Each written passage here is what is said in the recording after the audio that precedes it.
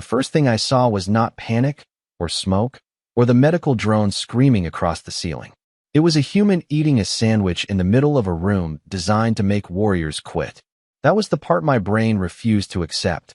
The Deathworld conditioning chamber had been active for 12 minutes, and by then, every reasonable species in Training Cohort 7 had either dropped to one knee, curled against the floor, or started making the quiet little sounds cadets make when pride leaves the body.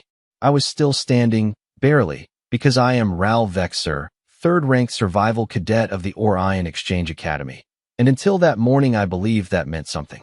The air tasted like copper. The floor rolled under my boots with artificial tremors.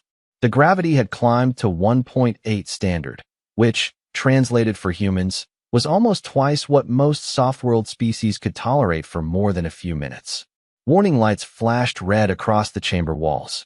Instructor Varn's voice hammered through the speakers, calm and cruel. Maintain posture. Control breathing. Adapt or fail. Around me, the strongest cadets in the academy were failing beautifully.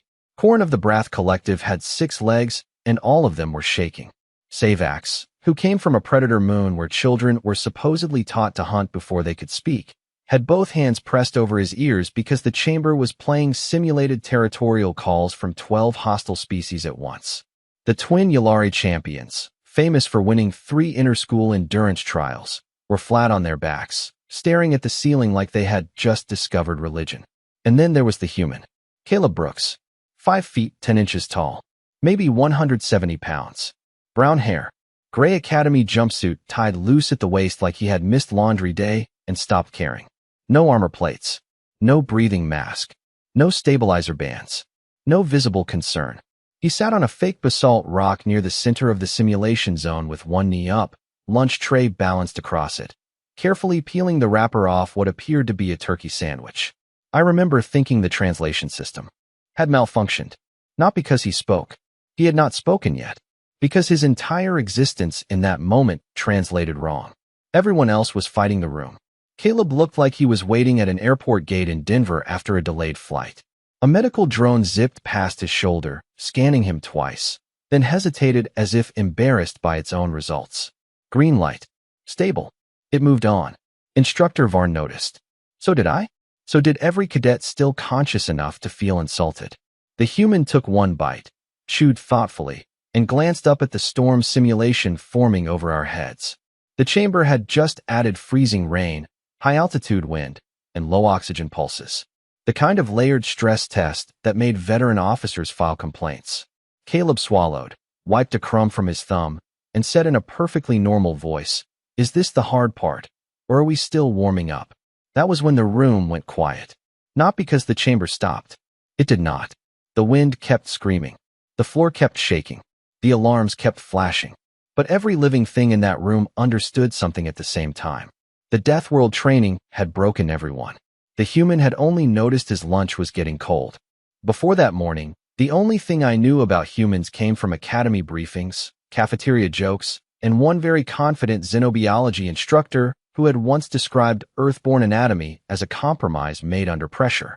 The file on Caleb Brooks had been displayed for the entire cohort during orientation, right between emergency vacuum protocols and a reminder not to lick unknown minerals in the geology lab. Human male. Earth origin. Exchange cadet. Height, 5 feet 10 inches. Weight, 172 pounds. Skeletal structure calcium-based. External armor, none. Natural weapons, none worth classifying. Venom, none. Redundant organs, limited. Environmental tolerance, inconsistent. The instructor had paused there and made a sound that his species used for polite amusement. Inconsistent was academy language for probably fragile, but politically inconvenient to say out loud. I remember the room laughing. Not loudly, not cruelly, just with that soft academic confidence that comes from being told you are better by a screen with official formatting. We had students from methane valleys, pressure seas, volcanic ridge colonies, frozen moons, and one species that considered open flame a relaxing household feature. Compared to them, humans looked unfinished. Their skin changed color under stress. Their eyes leaked water when overwhelmed. Their joints bent in only a few useful directions. Their immune systems reacted dramatically to tiny particles in the air, which we had been told was called allergies, a word that sounded less like a condition and more like an excuse. Caleb had stood in the back of the hall that day, hands in his pockets, listening to the presentation as if it were about someone else. When the slide listed human weaknesses, he did not argue. When someone asked whether humans needed padded furniture to prevent accidental injury, he only smiled a little. That annoyed me more than if he had been offended. A weak species should at least have the dignity to know it was weak. Instructor Varn had been even less impressed. He told us Earth was classified as a death world due to weather instability, biological competition, heavy gravity, aggressive microorganisms, and what the database called recreational risk behavior. Then he looked directly at Caleb and said classification does not equal competence. I liked that sentence. We all did. It made the universe feel orderly again. A dangerous planet might produce a lucky survivor, but luck was not training. Luck did not build discipline. Luck did not teach breath control, posture, pain management, or adaptive focus under artificial crisis conditions. That was what the Academy was for. That was what separated civilized combat scholars from creatures that climbed out of bad ecosystems and called it evolution. Caleb had simply nodded, like Varn had made a fair point. No challenge. No proud speech about humanity. No dramatic warning. He just opened a small paper bag, pulled out an apple, and took a bite during the silence after the briefing. I remember thinking it was disrespectful. Now, standing in the chamber with my lungs working too hard and my confidence shrinking by the second, I understood the memory differently. Caleb had not been ignoring the insult. He had been saving his energy. Humans, we had been told, were delicate. The mistake was assuming delicate meant breakable. Some things look delicate because they do not need to advertise what holds them together. The chamber had a reputation long before Caleb Brooks ever walked into it with a paper lunch bag and the relaxed expression of someone who had missed the seriousness of the occasion. We called it the Garden Breaker, not officially, of course.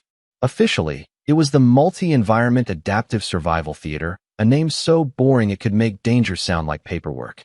But every cadet knew what it really was. It was where confidence went to embarrass itself. Instructor Varn loved that room the way some people love old sports cars or expensive coffee. He talked about it with pride. He polished its control console himself. He had personally selected every climate pattern, every gravity shift, every sound frequency, every balance disruption, and every harmless but deeply unpleasant atmospheric compound that made your senses question your life choices. Nothing inside was meant to permanently harm a cadet. The Academy had rules, insurance committees, and parents with lawyers. But comfort was not protected. Pride was not protected. Reputation was absolutely not protected. The room could make a desert species shiver in 50-degree wind. It could make a deep-sea species feel exposed under artificial sunlight. It could tilt the floor by 3 inches without warning, then add a crosswind strong enough to move a lunch tray, but not strong enough to count as unsafe. That was the genius of it. Every condition was survivable. Every condition was legal. Stacked together, they became personal. Varn told us the chamber did not attack bodies. It exposed assumptions. A cadet who relied on size learned size did not help when the ground moved wrong.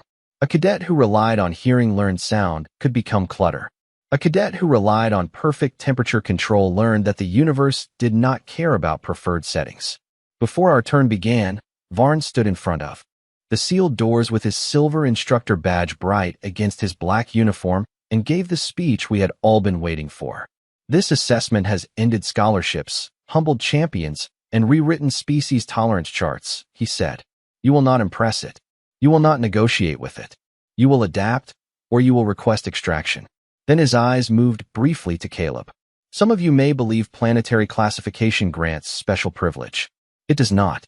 I remember how several cadets turned to look at the human, expecting some reaction. Caleb was checking the label on a carton of chocolate milk. Varn mistook that for nervous avoidance. I mistook it for disrespect. Neither of us understood that Caleb had already heard the important part and filed it away under not my first bad morning. The doors opened with a deep hydraulic sigh. Cold vapor rolled out across our boots. The lights inside flickered between storm gray and emergency amber. The floor plates shifted like the surface of a ship in rough water. Somewhere overhead, speakers produced a low, distant rumble that felt less like weather and more like a warning from the building itself. My pulse quickened. Savax grinned to show he was not afraid. Corin flexed all 6 legs.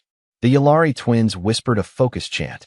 Caleb stepped through last, looked around the room, and said, "Huh, this kind of reminds me of summer camp in Colorado." Nobody laughed, because none of us knew whether that was a joke. 10 minutes later, that sentence would become the most terrifying thing he had said all day. The first failure came from the cadet most certain he would not fail. Savax had spent the entire walk to the chamber telling anyone within earshot that predator-born nervous systems were built for chaos. He said fear was a garden world defect. He said artificial stress could not compare to the hunting storms of his moon. He said all of this while flexing his claws against his palms and smiling at Caleb like the human was a field trip animal that had learned to wear shoes. 3 minutes after the assessment began, Savax stopped smiling. The chamber did not do anything dramatic at first. That was what made it worse. The temperature dropped from 72 degrees to 49. The lights dimmed by 15%. The floor began to tilt in slow, almost polite waves.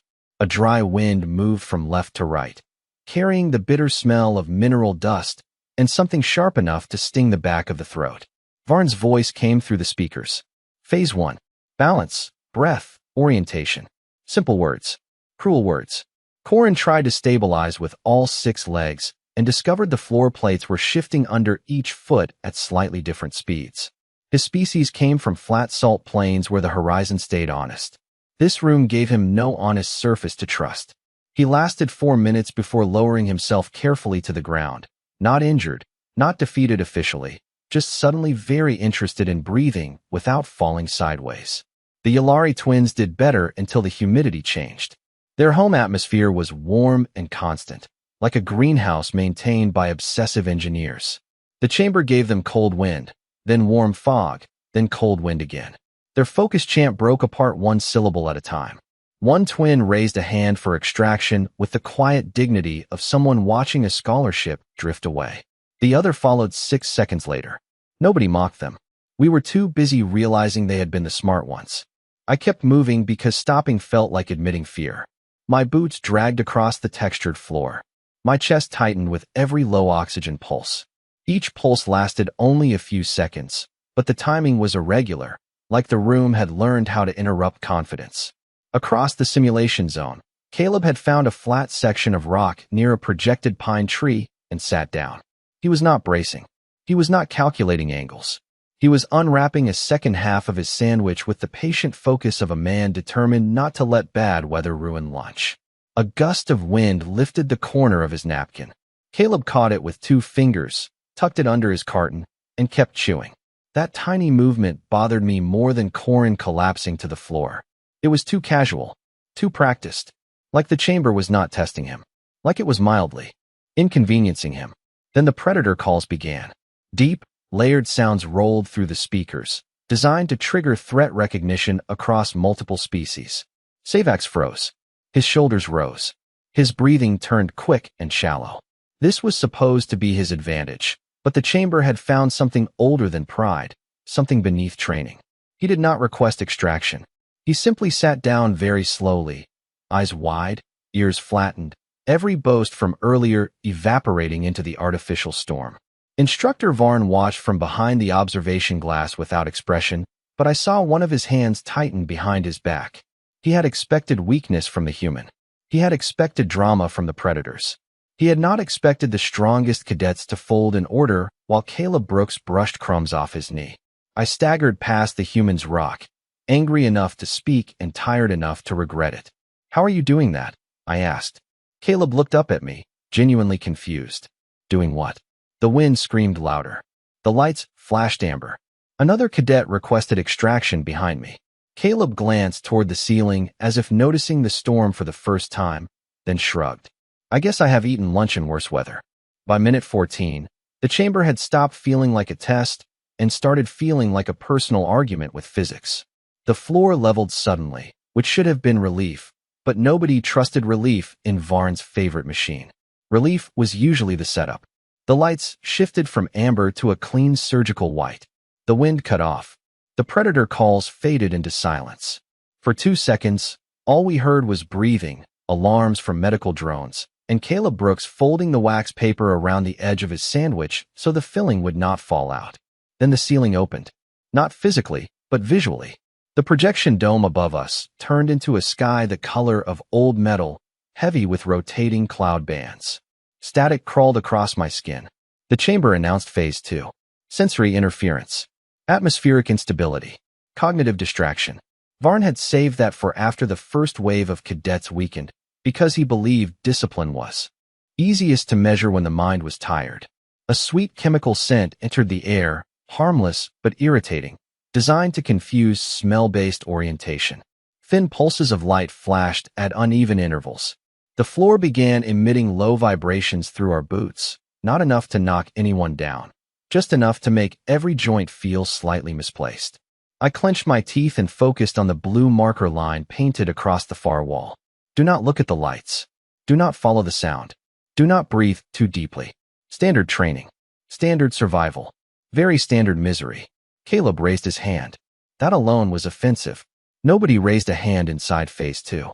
Cadets endured, requested extraction, or quietly questioned their career path. Varn's voice came through the speaker, sharper than before. Cadet Brooks, state your emergency. Caleb looked around, as if checking whether the question was for someone else. It is not an emergency, sir. I was just wondering whether anyone has salt. The silence that followed was so complete that even the drones seemed to pause. Salt, Varn repeated. Yes, sir, Caleb said. Or hot sauce, if that is easier. The turkey is kind of bland. Somewhere behind me, a half-conscious Yulari made a small sound that might have been despair. I stared at the human, waiting for the joke to reveal itself. His face gave me nothing. No smirk. No challenge. No heroic defiance. Just mild disappointment in institutional catering. Varn did not speak for several seconds, and that was when I first realized the instructor was not amused. He was embarrassed. Not loudly. Not visibly. But the chamber was his masterpiece, his proof that training could humble every species equally. Caleb had just treated it like a cafeteria with dramatic lighting. Cadet Brooks, Varn said at last, this is an active survival assessment. I understand that, sir. Then explain why you are eating. Caleb glanced down at his tray. Because lunch period ends at 1300 hours, sir. The observation glass darkened slightly as the instructor adjusted something on his console.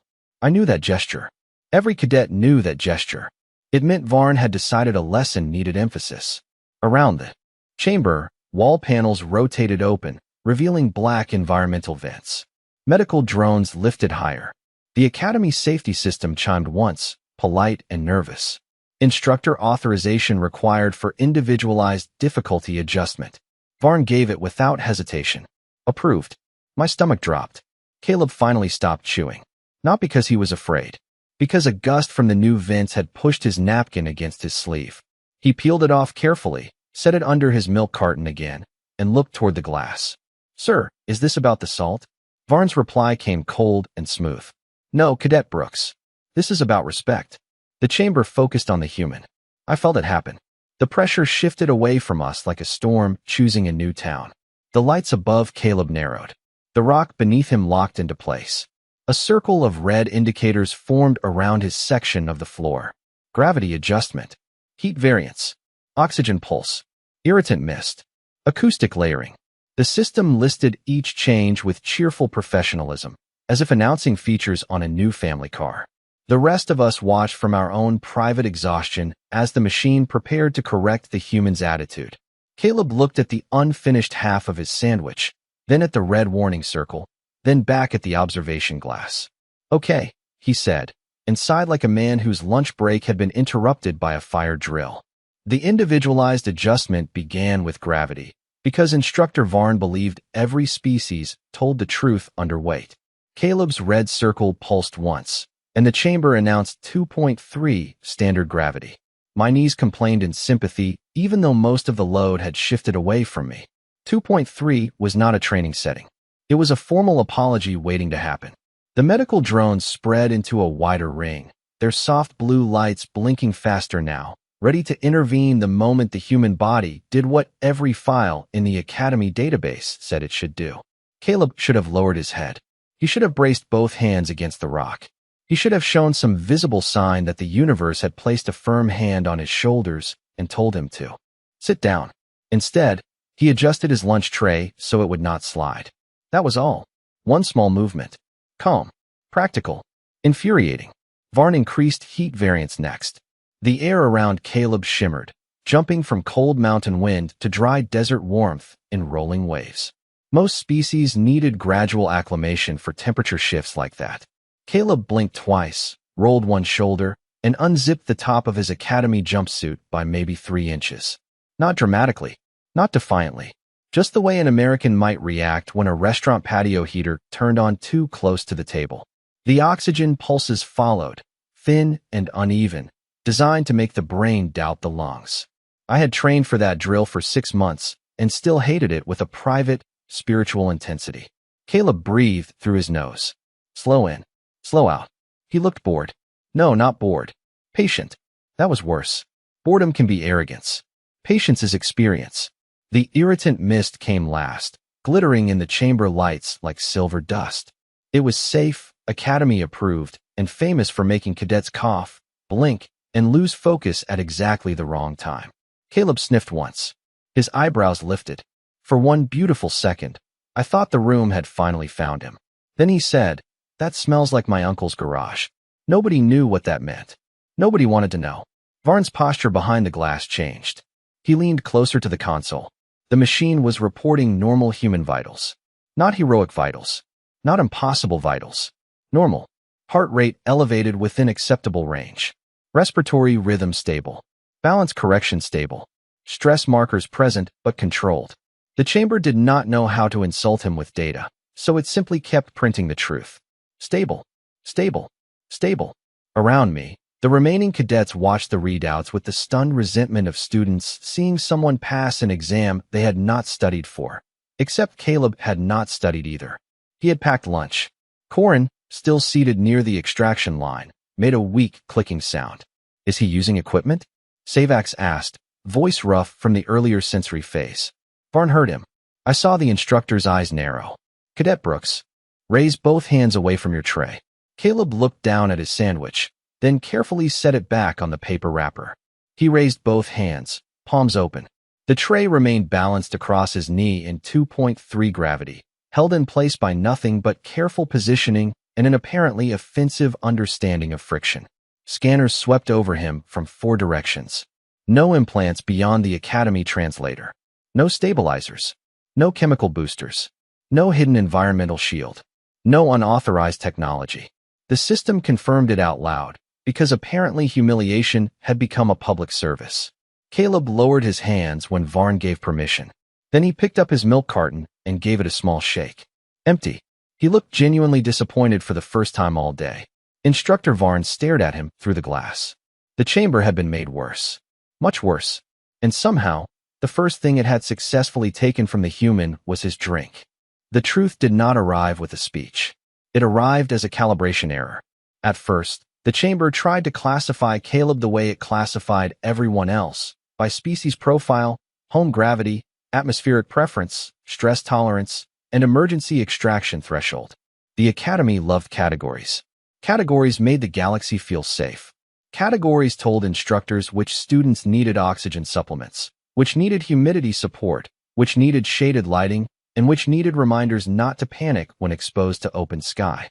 Caleb Brooks ruined the categories by sitting calmly inside the worst part of the test and looking mildly disappointed about his empty milk carton. The main console behind the observation glass flashed yellow. Varn looked down so quickly that I knew something had gone wrong. The chamber spoke in its smooth instructional voice. Recalibration recommended. Human baseline response inconsistent with current threat model. Varn's jaw tightened. Override recommendation, he said. Continue assessment. The console flashed again. Recalibration recommended. Current environment does not exceed subject adaptation history. That sentence moved through the room like cold water. I did not understand it. At first. Neither did Corin, who lifted his head from the floor. Neither did Savax, whose ears slowly rose. Varn understood. I saw it in the way his hand stopped above the controls. Caleb looked toward the speaker. Sorry, what does adaptation history mean? Nobody answered him. The chamber answered anyway, Because machines have no sense of drama and therefore sometimes create it perfectly. Accessing Registered Planetary Environmental Archive. Origin World, Earth. Regional exposure records incomplete. Probable developmental environment includes seasonal temperature variation, high allergen density, microbial saturation, storm activity, uneven terrain, recreational altitude exposure, urban acoustic stress, competitive physical activity, and routine gravitational load of 1 Earth standard. A map appeared on the chamber wall. Blue oceans, green continents, white storms curling over land masses like living things. Earth looked beautiful, which made the data beside it feel insulting. Lightning frequency, elevated. Weather volatility, elevated. Pathogen diversity, elevated. Predator history, elevated. Environmental unpredictability, elevated. Cultural risk normalization, extreme. That last line confused every alien in the room. Caleb coughed once, not from the mist, but because he was trying not to laugh. Varn noticed. Explain, Cadet Brooks. Caleb rubbed the back of his neck. Well, sir, humans do a lot of dumb outdoor stuff for fun. The chamber processed that and projected images from Earth archives. Humans climbing cliffs. Humans running long races through mud. Humans skiing down frozen mountains. Humans camping in forests filled with insects, uneven ground, temperature drops, and suspicious noises after midnight. Humans sitting around controlled fire and calling it relaxing. The room watched in absolute silence. The Academy had built a machine to simulate layered environmental stress. Earth had marketed it as a weekend. My throat went dry, not from the air, from understanding. The low oxygen pulses were altitude training. The shifting floor was a hiking trail. The cold rain was bad weather. The irritant mist was pollen season. The predator sounds were not normal to him, maybe, but the idea of ignoring strange sounds outside was apparently common enough that his heartbeat barely cared. Caleb had not defeated the chamber. He had recognized pieces of home, wearing a uniform. Varn tried one final adjustment. Increase cognitive load by 20%. The system refused. Warning. Current profile approaching recreational hardship equivalence for subject. Please specify desired training objective. Recreational. That word broke something in us more effectively than the gravity ever had. Caleb picked up the last half of his sandwich, studied it, and said, "For the record, sir, this would be a lot better with chips." No one laughed. We were too busy realizing the answer key had been standing in the room the whole time, chewing politely, while our greatest survival test asked him to remember summer. Varn should have stopped the assessment when the chamber asked for a training objective. That was the responsible choice. That was the Academy-approved choice. That was the choice every instructor handbook, safety committee, and common sense organism in the galaxy would have recommended. Varn did not choose it. Pride is a quiet malfunction. It does not flash red. It does not request maintenance. It simply sits behind the eyes of a respected teacher and whispers that reality must be corrected because it has become embarrassing.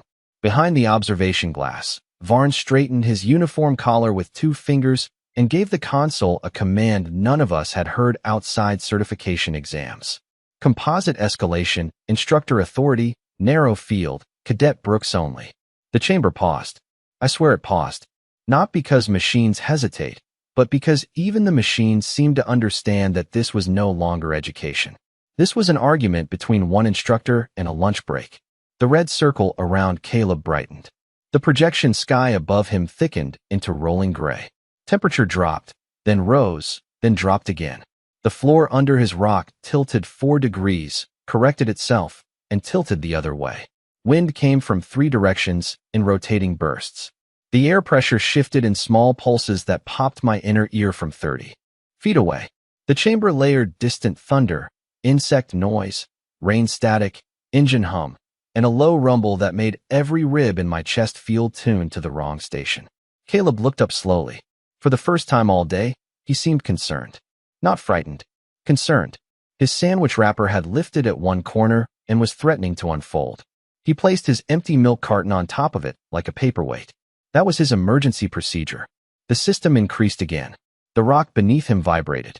His tray slid half an inch. Caleb caught it with his left hand without looking. The medical drones rotated in a circle above him, scanning, rescanning, disagreeing with themselves in soft electronic chirps. Stable. Elevated. Stable. Unusual. Stable.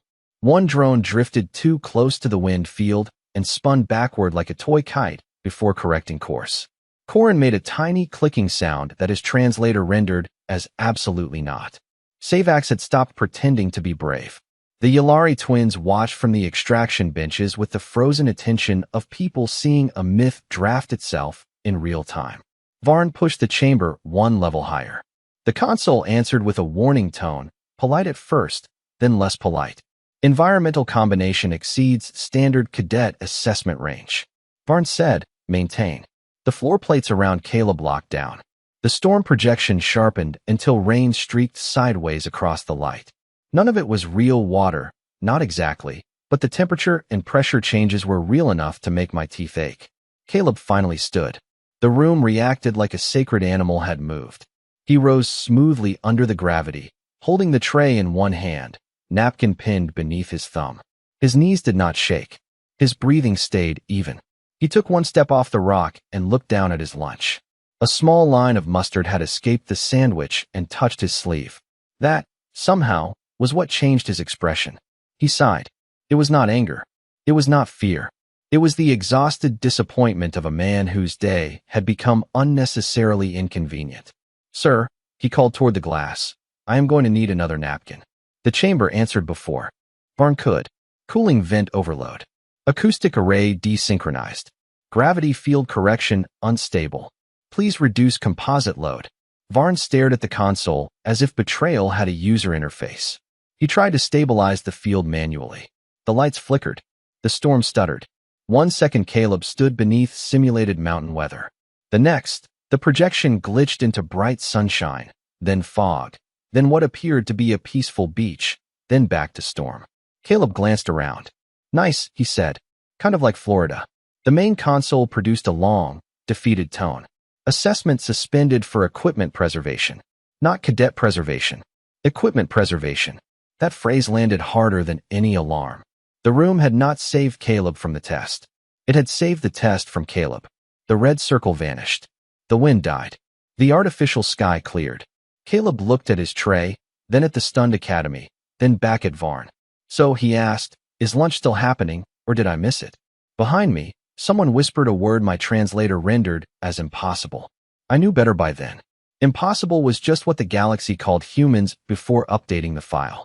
The official report was published 3 hours later, and it lied with the kind of careful language only institutions can afford. It said the assessment had been suspended due to unexpected calibration variance. It said Cadet Caleb Brooks had demonstrated unusual environmental resilience. It said Instructor Varn had acted within acceptable safety discretion, which was technically true in the same way calling a hurricane a weather pattern is technically true. What the report did not say was that Varn sat in his office afterward for 47 minutes without turning on the lights. It did not say that the maintenance team found the chamber's adaptive model still trying to build a training profile for one ordinary human from Colorado and repeatedly refusing to save the file because the data looked unreasonable. It did not say that every cadet in Cohort 7 walked a little farther around Caleb in the cafeteria, not because we disliked him, but because our brains had not yet decided what distance was respectful. Caleb did not help the situation. He behaved exactly the same. That was the worst part. A proper monster should reveal itself, glow ominously, speak in riddles, or at least look pleased when a room full of elite students realizes it has been wrong. Caleb bought another milk carton, found a fresh napkin, and asked the kitchen staff whether they had barbecue chips. When they said no, he accepted plain chips with quiet disappointment. Savax apologized to him first. Not dramatically. He simply walked over, lowered his head, and said his earlier assumptions had been incorrect. Caleb looked confused for half a second, then shrugged and said, "No problem, man." That phrase spread through the academy faster than the report. No problem. The same words humans apparently used for spilled drinks, delayed shuttles, bad weather, and being underestimated by entire civilizations.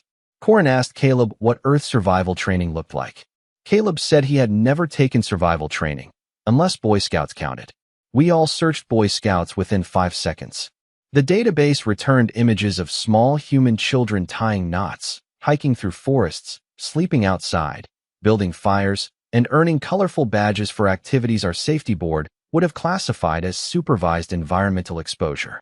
Savax stared at the images for a long time and whispered, "They start them young." Instructor Varn did return to class the next morning, but he was different. He did not apologize. Varn was not built for apology. Instead, he changed the name of the chamber exercise from Advanced Multi-Environment Adaptation to Introductory Terran Baseline Comparison. That was his way of surrendering with paperwork. The new warning label appeared on the door by noon. Human participation requires separate equipment insurance review. Caleb laughed when he saw it. The rest of us did not. We had finally learned that Earth was not frightening because it produced warriors. Warriors exist everywhere. Earth was frightening because it produced people who could walk through controlled misery, call it familiar, and still worry more about lunch than legacy. I used to believe humans were delicate because they lacked obvious weapons, armor, venom, or elegant biological design. I was wrong. They were not designed elegantly. They were assembled by storms, gravity, allergens, bad roads, competitive games, stubborn families, unpredictable weather, and a planet that treated comfort like an optional upgrade. The chamber broke champions because it copied hardship. Caleb Brooks had grown up inside the original. That is why, years later, when new cadets ask me what happened that day, I do not tell them the machine failed. Machines fail all the time. I tell them the truth. We built a room to imitate a death world, placed one human inside it, and discovered the room was homesick before he was.